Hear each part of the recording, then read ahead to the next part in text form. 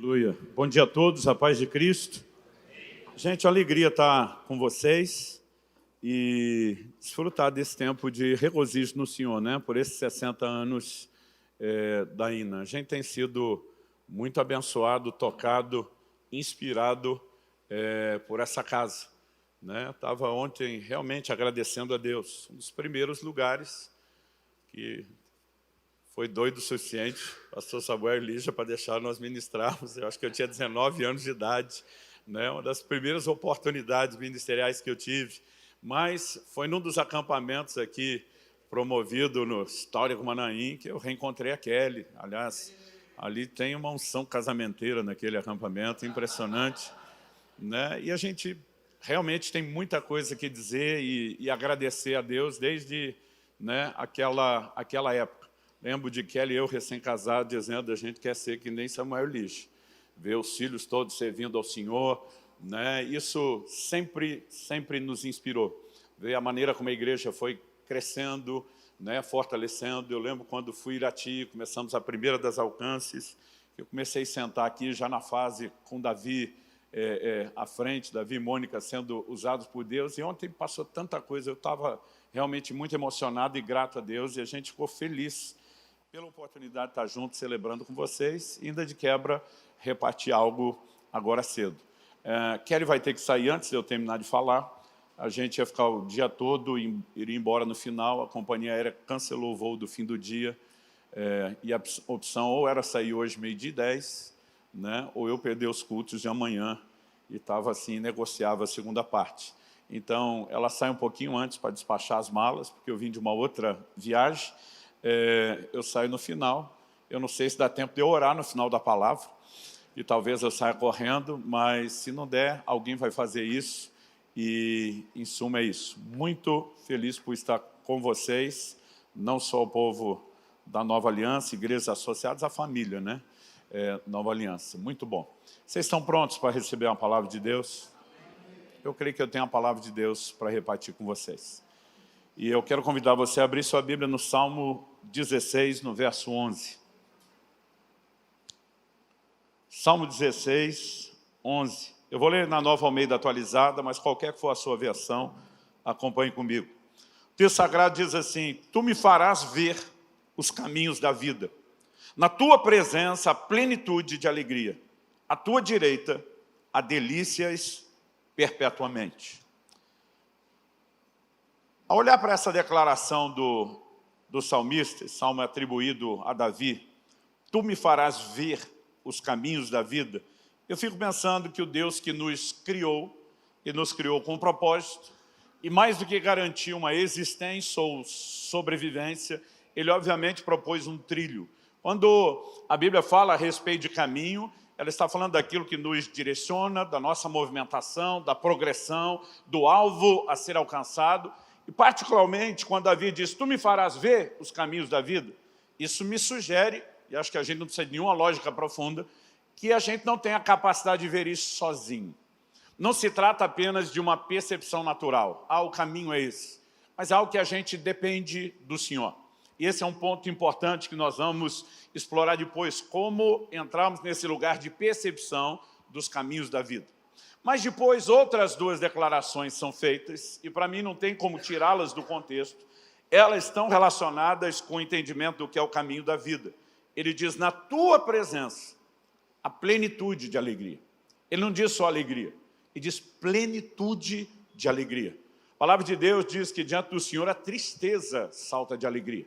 E nós precisamos entender que diante do Senhor não temos só acesso a uma certa medida de alegria, mas a Bíblia diz plenitude de alegria. Mas a Bíblia não trata essa alegria como se fosse um mero sentimento aí, né, etéreo, subjetivo. A Bíblia o relaciona de uma maneira direta com deleites.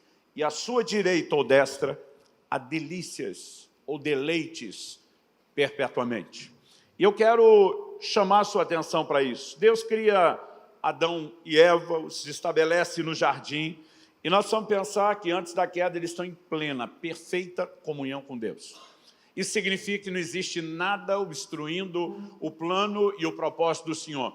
Agora, apesar deles terem essa plenitude de alegria que eu e você somos chamados a ter, evidente que Deus não os impediu de ter acesso a outras fontes de alegria.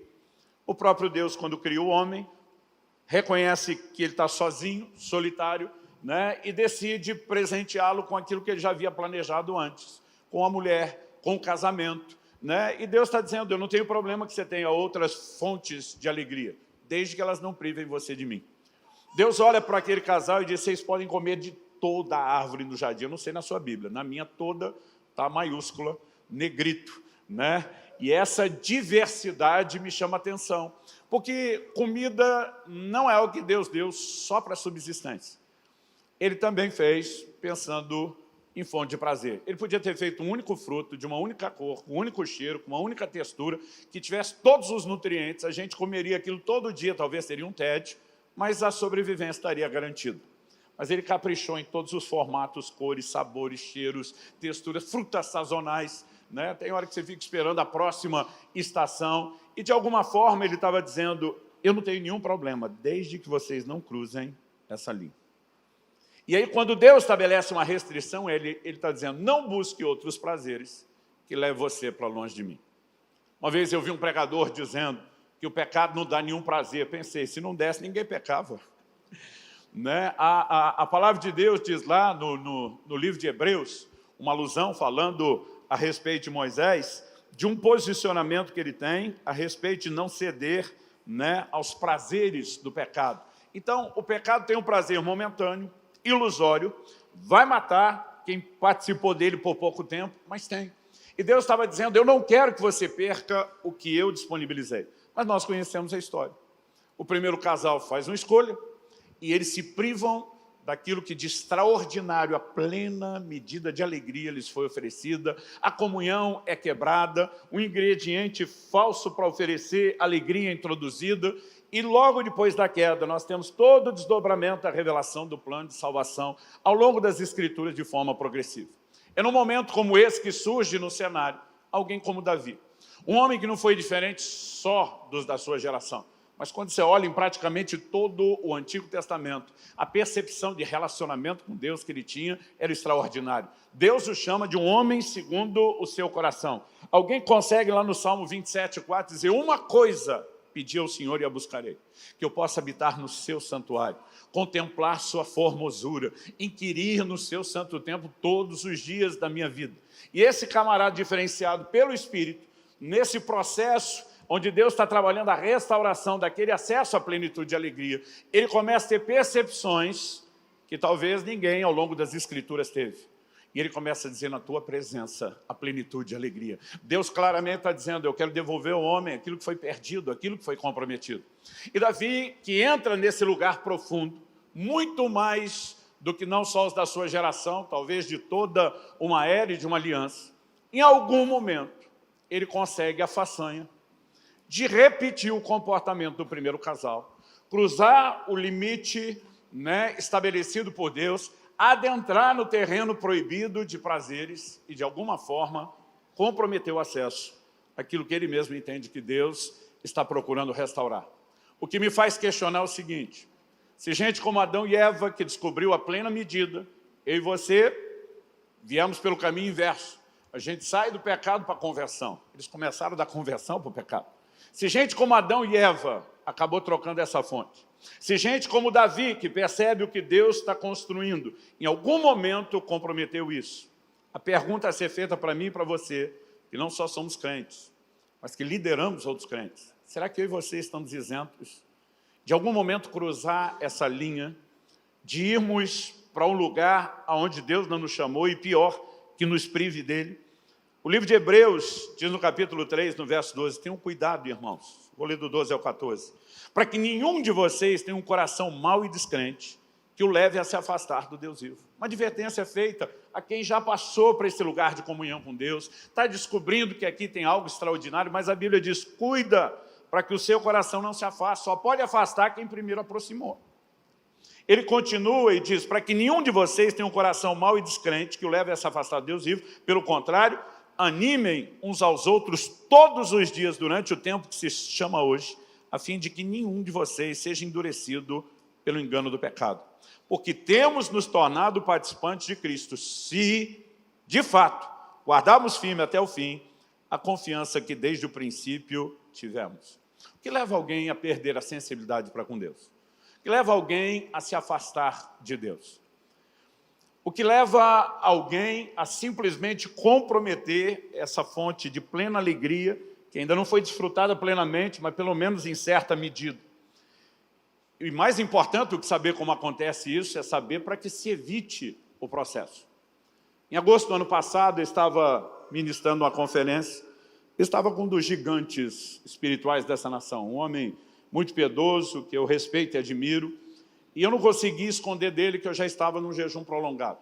Quando chegamos, ele falou, alguém te pega no aeroporto, nós vamos almoçar. Eu falei, pastorzão, fico feliz de sentar com vocês, mas não estou comendo hoje no almoço. Ele falou, a janta? Eu falei, também não. Ele falou, tranquilo, subir. Amanhã nós tomamos café da manhã junto. Eu falei, pastor, amanhã também não. Aí eu lembro que ele falou assim, você está jejuando? Eu falei, estou. Segundo dia, ele falou, há quantos dias você está jejuando? Eu falei, faz uns dias. Ele falou, quanto tempo mais vai? Eu falei, vai mais um tempo.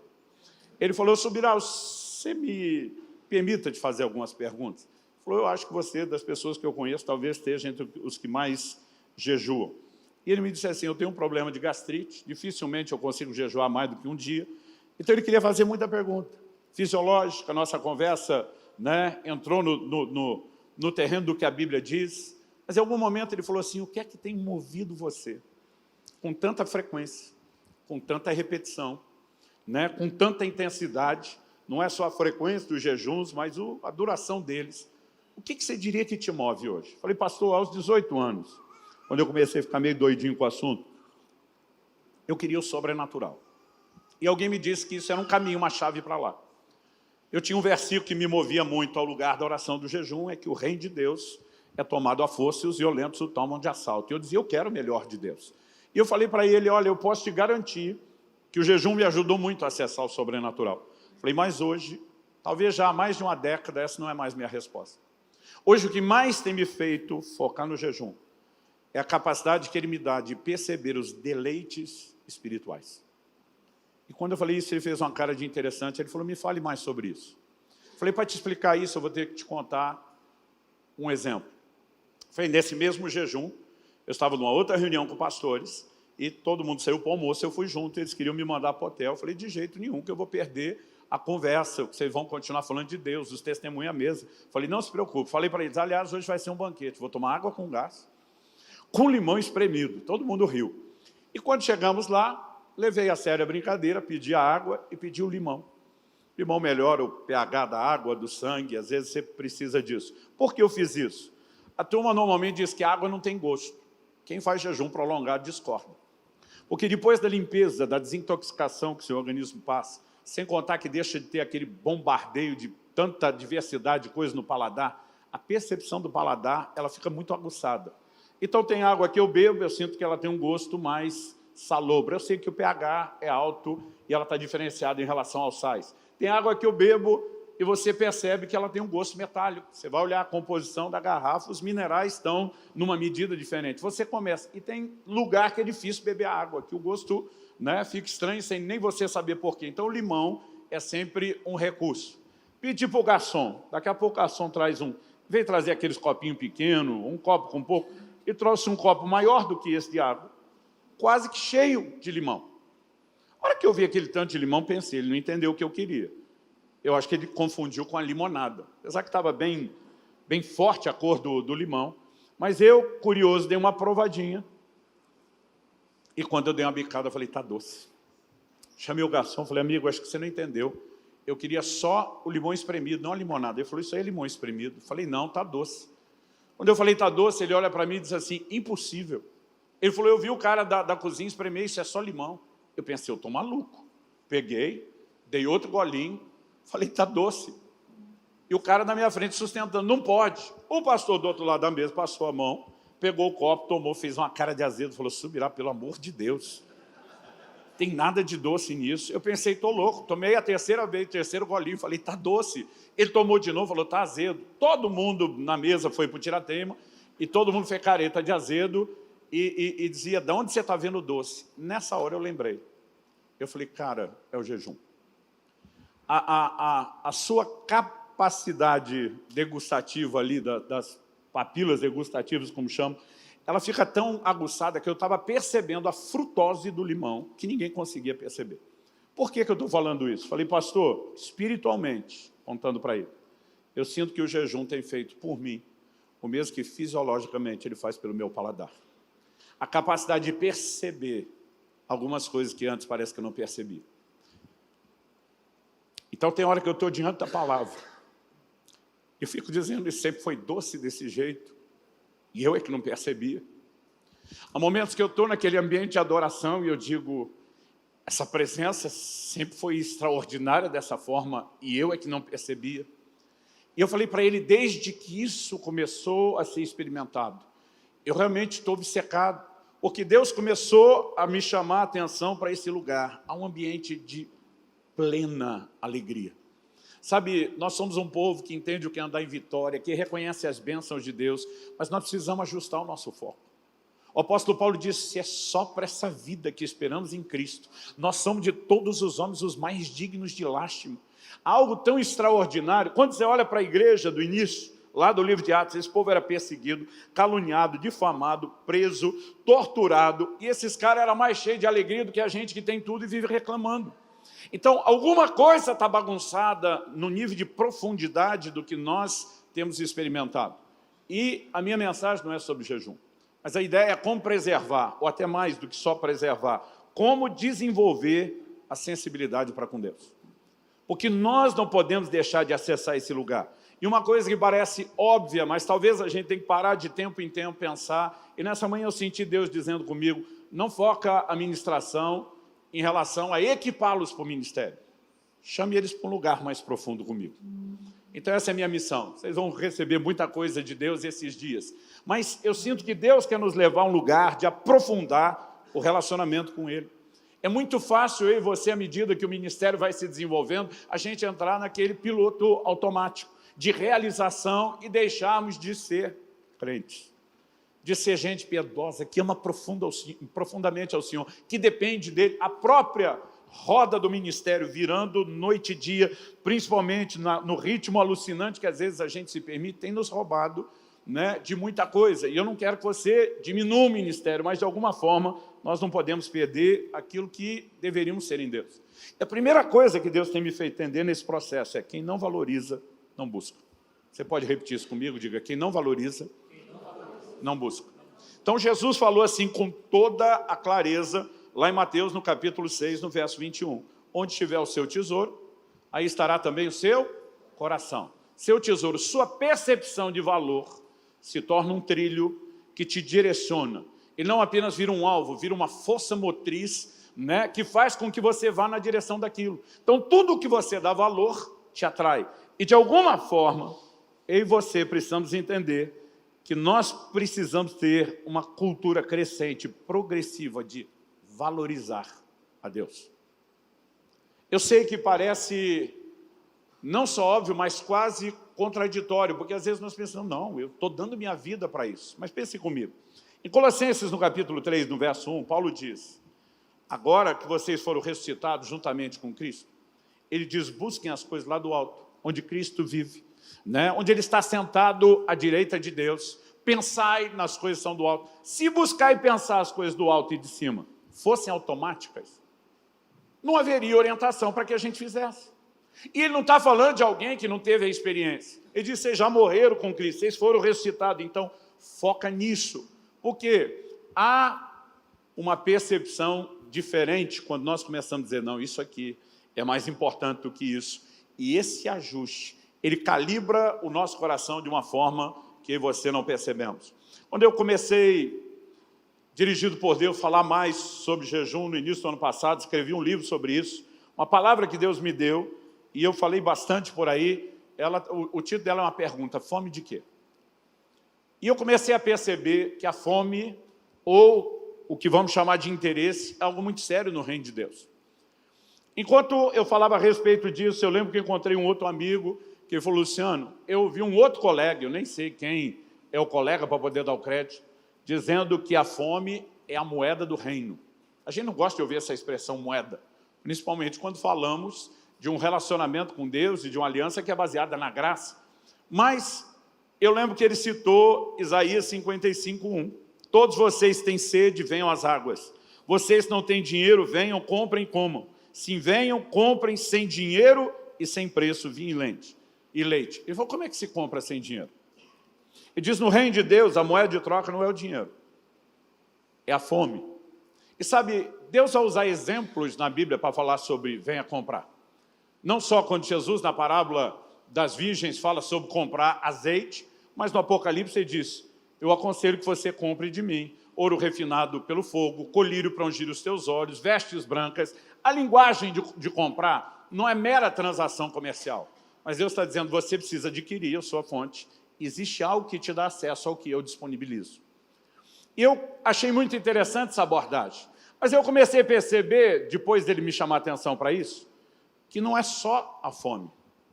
Às vezes Deus vai usar a expressão como a sede. O próprio texto de Isaías 55 fala de sede. Isaías 44:3 diz, derramarei água sobre o sedento. Para quem Deus vai dar água? Para quem quer água, para quem vai valorizar a água, para quem não vai desperdiçar água, para quem vai aproveitar a água. E eu comecei a perceber que o ambiente comum, na verdade, é o interesse. Fome, sede, né? São várias perspectivas usadas. Então Jesus diz, não deis aos cães o que é santo e não lance pérola aos porcos. O que ele está dizendo? Que não valoriza, não deve ter acesso. Isso se repete ao longo da Escritura. Outro dia alguém me perguntou, pastor Luciano, pelo amor de Deus, me explica como é que Jacó conseguiu comprar a bênção de Esaú. Como que uma trama enganosa daquela fez validar um princípio no plano espiritual? Eu falei, a Bíblia não diz que Jacó comprou de Deus? A Bíblia diz que ele faz uma proposta para o seu irmão. Mas ele foi abençoado. Falei, na hora de explicar, a Bíblia diz que Esaú desprezou o direito de primogenitura. Jacó não comprou de Deus. Jacó fez uma negociata com seu irmão. Quem perdeu de Deus foi o que desprezou. Porque quem não valoriza, não tem acesso. E ao longo de toda a Escritura, isso é um ponto comum. Por que eu estou tocando nesse assunto? Nós não vamos ter um profundo nível de sensibilidade a Deus, para com Deus, sem um profundo nível de valorização. Mas então a pergunta prática é o que impede a mim e a você de valorizar Deus? Em Mateus, no capítulo 6, a gente citou o verso 21, Jesus diz, onde está o seu tesouro, aí está o seu coração. Mas no 24 ele diz, ninguém pode servir a dois senhores. Porque ou irá odiar um e amar o outro, ou irá se dedicar a um e desprezar o outro. Vocês não podem servir a Deus e as riquezas. Jesus está falando que muitas vezes o nosso foco está dividido. E muitas vezes nós valorizamos outras coisas, e essas coisas começam a ganhar terreno, lugar e espaço. E a gente não percebe que a valorização de outras coisas, ela carrega consigo, em detrimento dessa alta valorização, a desvalorização de outra. E o que eu percebo, talvez a nossa geração esteja sujeita a algumas coisas que nenhuma outra geração esteve em termos de distração, mas o que eu percebo é que muitas vezes nós temos um concorrente que nós não nos damos conta. Em Lucas, no capítulo 8, no verso 14, Jesus fala que uma das sementes caiu entre espinhos. A semente é a palavra. Mas a Bíblia diz que os espinhos cresceram e sufocaram a ação da palavra. A pergunta é, o que tem o poder de sufocar a ação da palavra de Deus na minha e na sua vida? Em Lucas 8,14, Jesus explica, e ele diz que eles foram sufocados com as preocupações, as riquezas e os prazeres da vida. Primeira coisa, sufoca as preocupações. Se você pegar a pirâmide social, tirando o topo, que é uma proporção percentual pequena, que está bem tranquilo materialmente, a maioria vive preocupações. Se você pega pelo menos metade da pirâmide para baixo, né, a preocupação é gigantesca. Tem gente que levanta a trabalhar com uma única preocupação.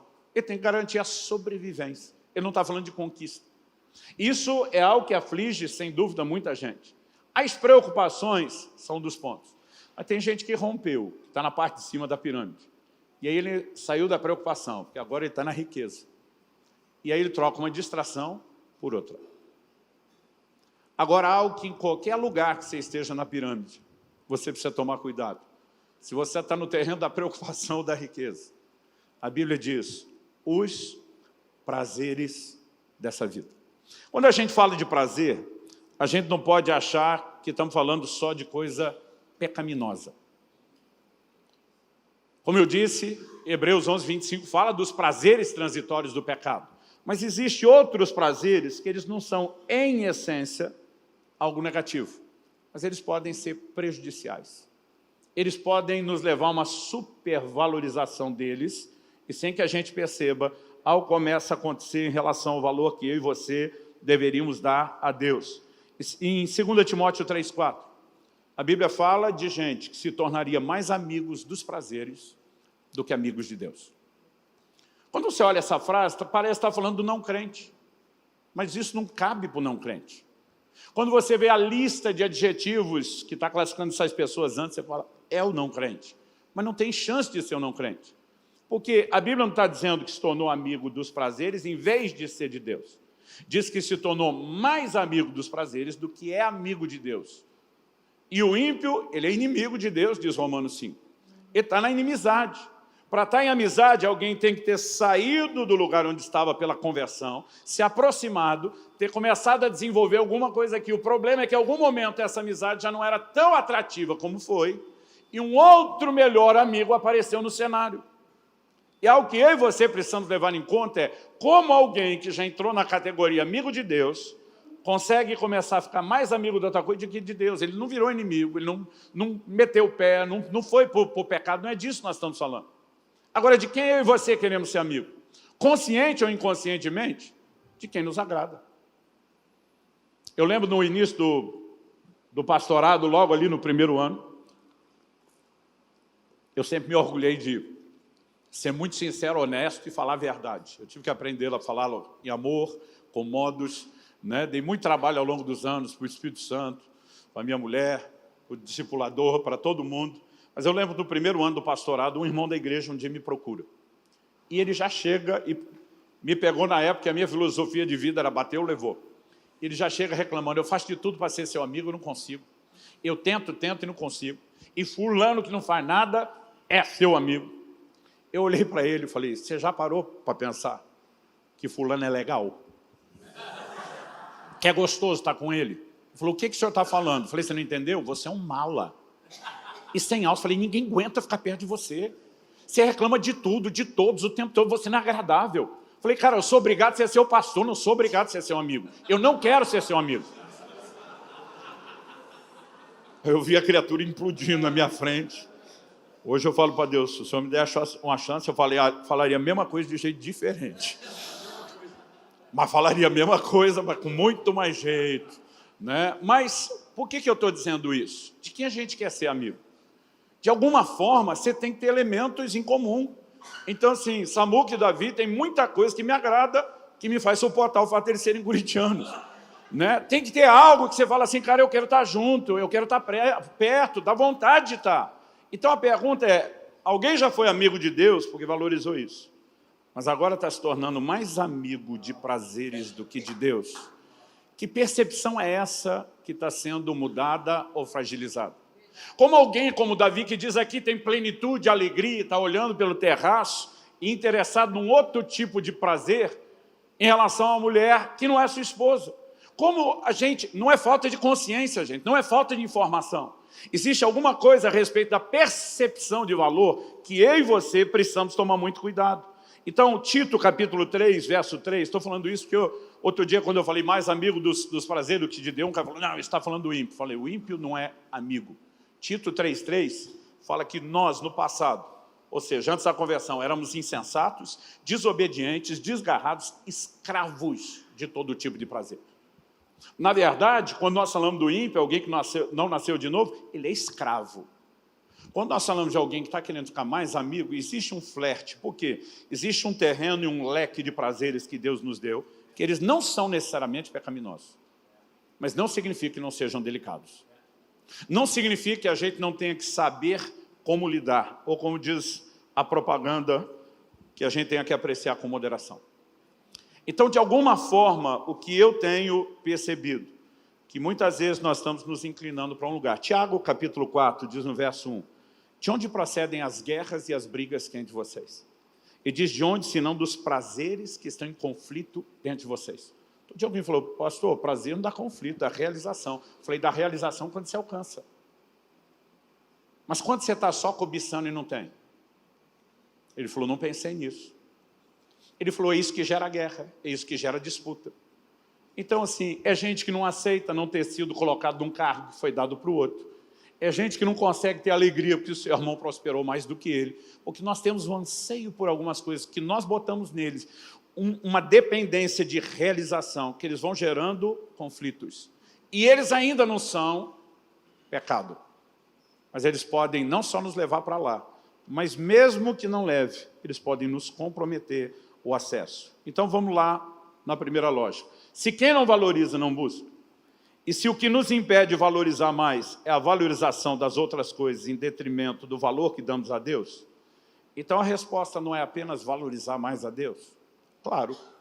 Pastor, como que ninguém em 2000 anos de história do cristianismo teve essa brilhante ideia antes? A gente tem essa ideia brilhante o tempo todo. Todo início de ano você fala, esse ano eu vou ler mais a Bíblia. Esse ano eu vou orar mais. Esse ano eu vou buscar a Deus.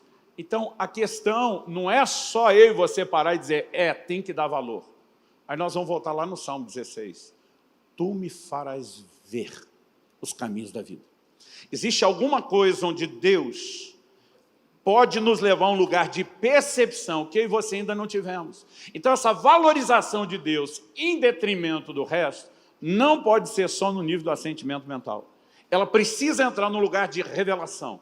Ela precisa acontecer nesse nível de descoberta, onde Deus consegue um espaço na minha e na sua vida para nos ajudar nesse nível de compreensão. Então, o apóstolo Paulo diz em Filipenses 3, 7, 8, o que para mim era lucro, isso eu considerei perda por causa de Cristo. Lucro e perda aqui, ele, apesar de usar uma linguagem financeira, material, nós sabemos que não é desses valores que ele está falando. Mas ele está falando de valores, percepção de valores.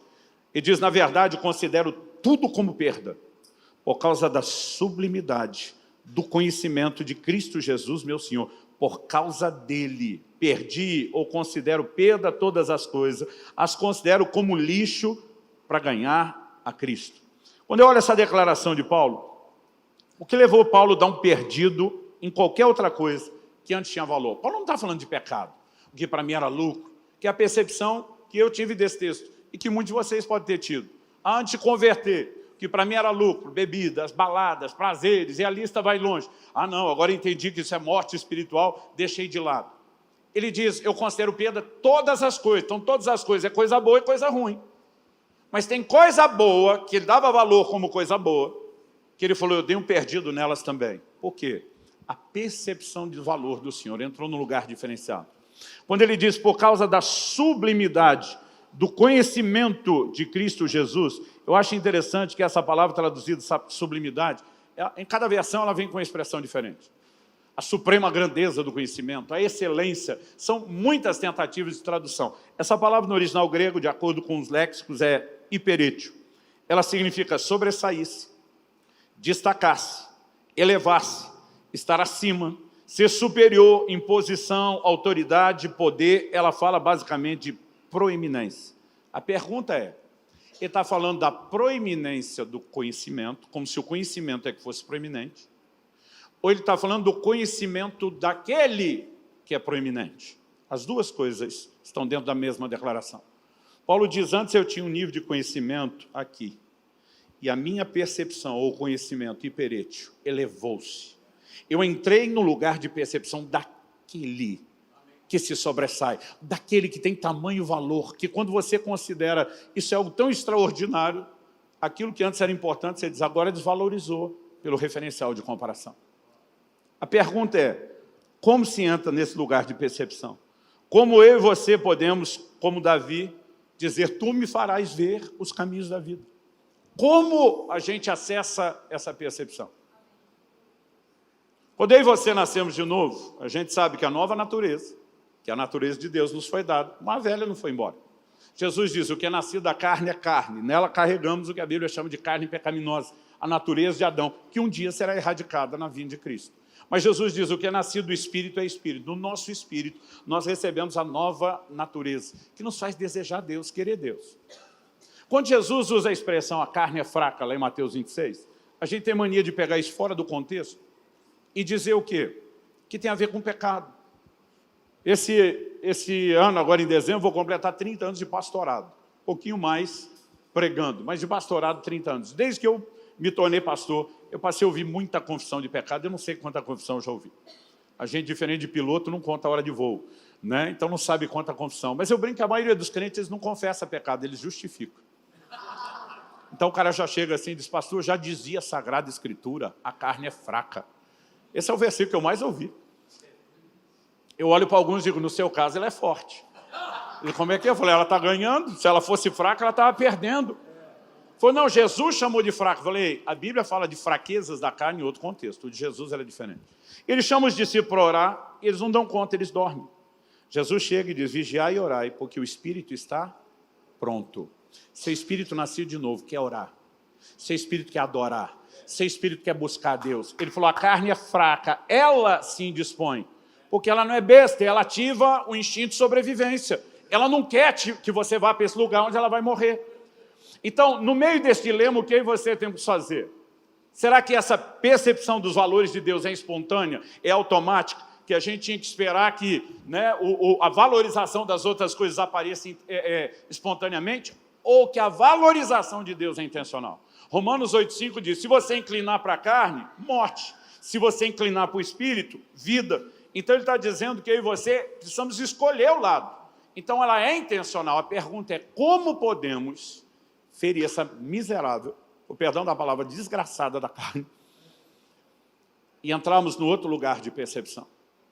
Eu acredito que nós precisamos entender, entre outras coisas, eu vou pegar uma da lista, que é o que Deus tem me incomodado, nós precisamos entender qual é o poder da abstinência na prática da vida cristã.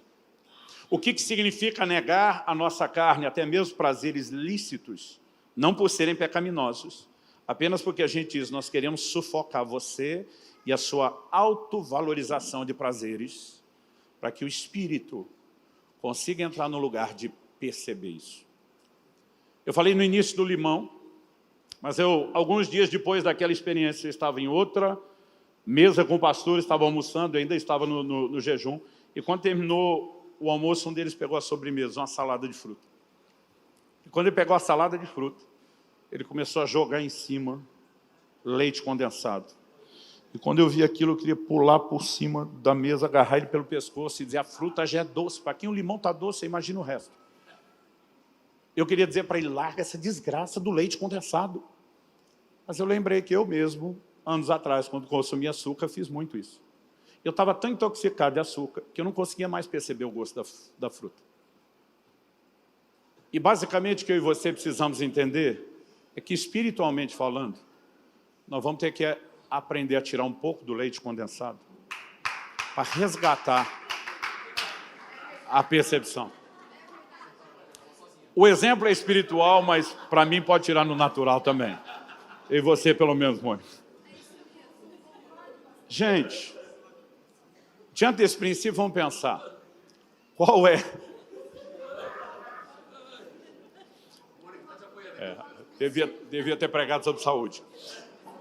Diante desse princípio, qual o poder da abstinência? E eu quero encerrar, até porque eu não tenho muito tempo, eu quero encerrar questionando um pouco a importância do jejum. Qual o propósito do jejum? Eu lembro de uma ocasião que eu li a Bíblia toda, de ponta a ponta, separando todos os textos sobre jejum, fazendo as classificações, e eu fiz uma lista de propósitos. Você vai encontrar o jejum como arrependimento, primeiro porque ele está no dia da expiação, segundo Samuel, 1 Samuel 7,6 convoca um jejum para arrependimento.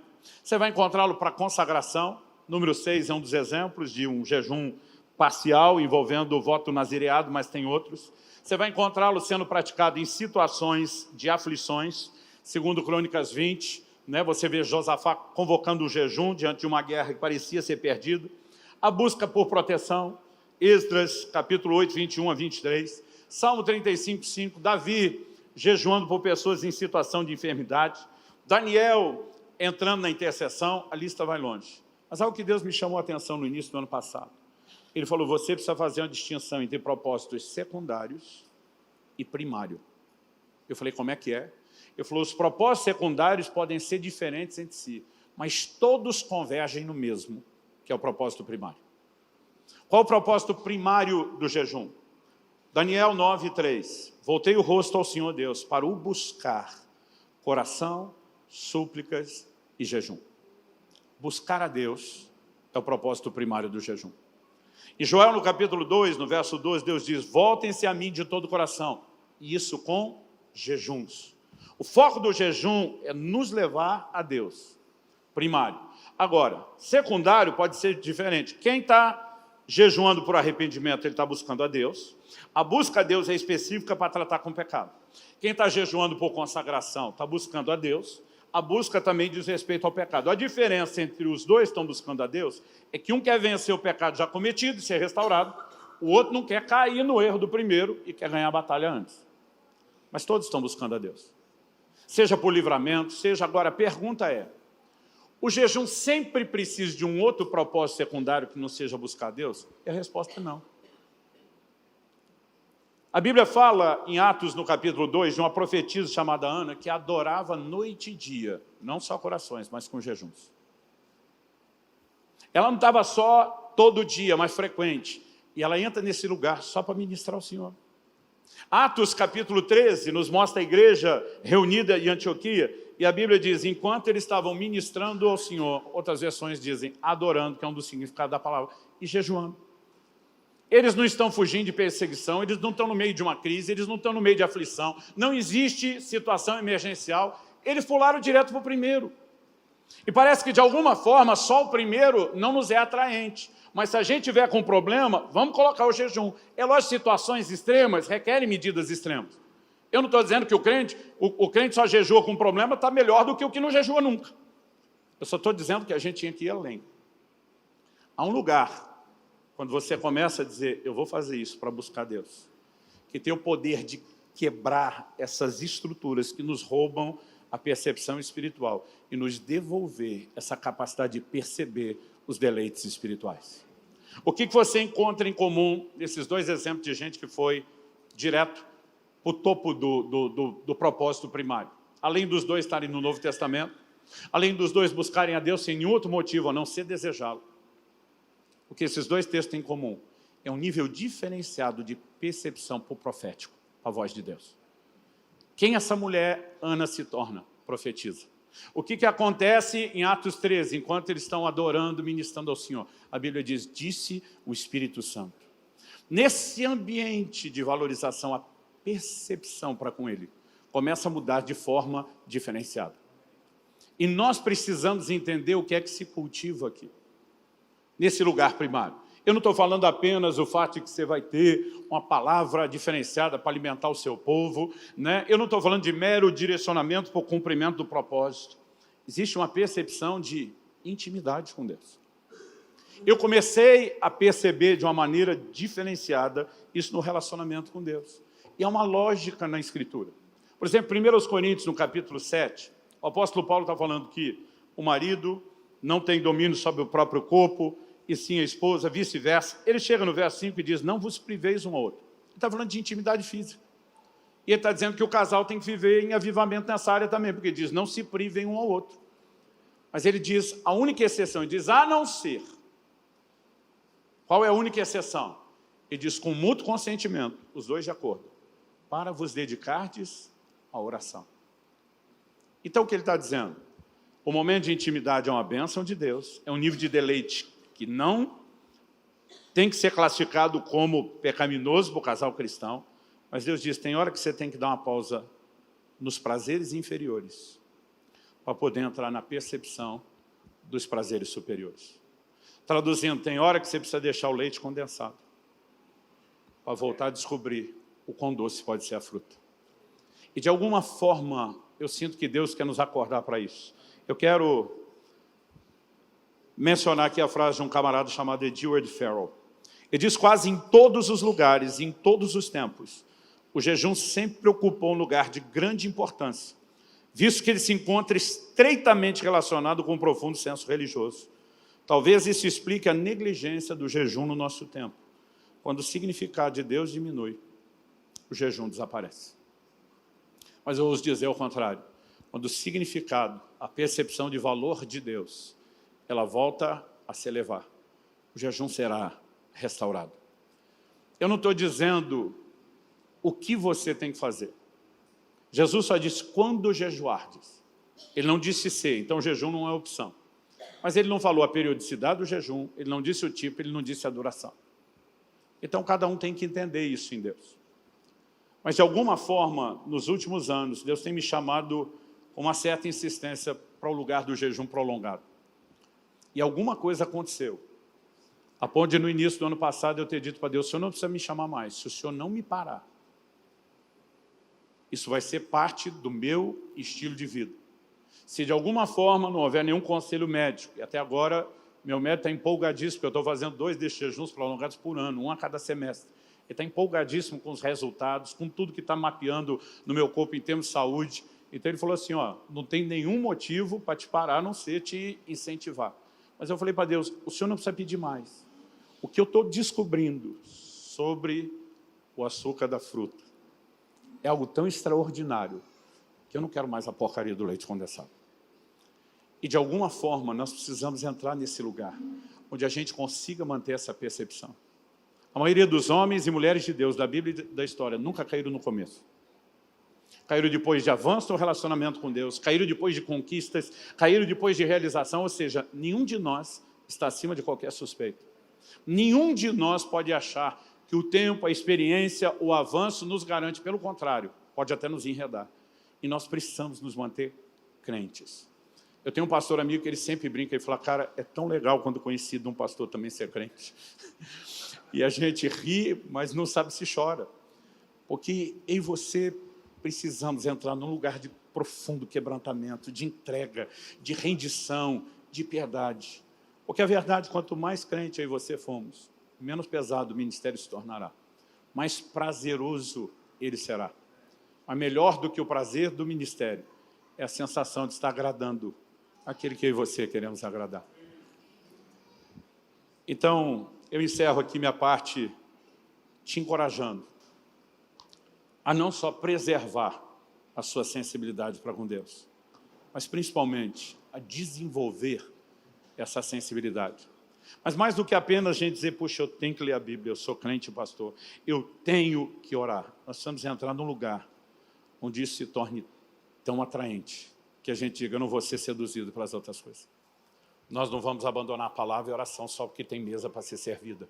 Né? Que eu e você não venhamos nos perder no meio do processo ou tentar fazer isso aqui funcionar só no piloto automático.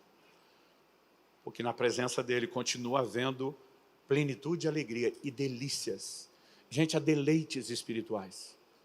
Há um lugar em Deus onde essas coisas te satisfazem de uma forma tão tremenda que você fica olhando para outras coisas e diz, eu não preciso de mais nada disso. Contentamento não diz respeito a apenas uma restrição.